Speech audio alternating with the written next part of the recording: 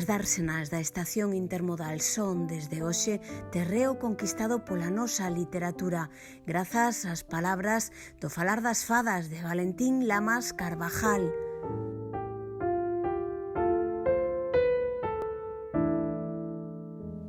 A irmá de Dora Vázquez.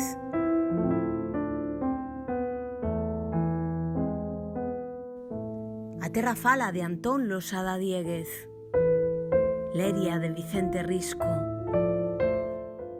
Aires da miña terra de Curros Enríquez. O amante de Pura Vázquez.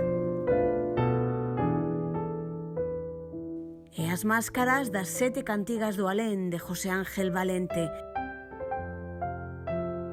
As letras ganándolle espazo ao cemento.